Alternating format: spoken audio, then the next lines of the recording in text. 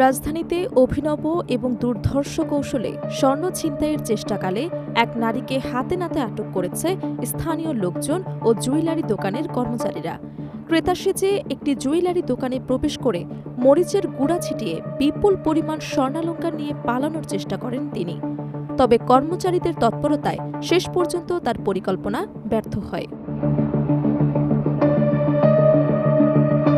ঘটনাটি ঘটে রাজধানীর একটি ব্যস্ত বাণিজ্যিক এলাকায় অবস্থিত জুয়েলারি দোকানে। দোকান সূত্রে জানা যায়, অভিযুক্ত নারী প্রথমে প্রায় ১৫ লাখ টাকার স্বর্ণ কেনার আগ্রহ প্রকাশ করেন।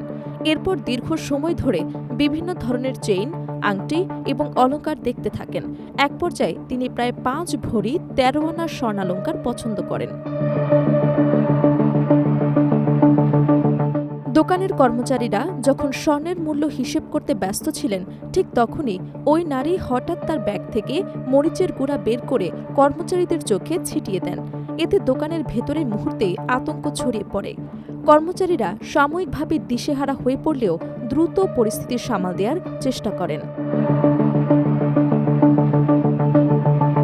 দোকানের এক কর্মচারী জানান, তিনি স্বাভাবিক ক্রেতার মতোই আচরণ করছিলেন।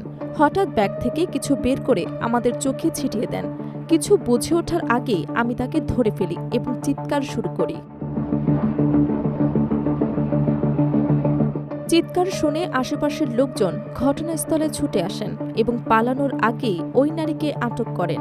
পরে খবর পেয়ে পুলিশ ঘটনাস্থলে পৌঁছে তাকে থানায় নিয়ে যায়। এ সময় তার কাছ থেকে স্বর্ণালংকারগুলো উদ্ধার করা হয়।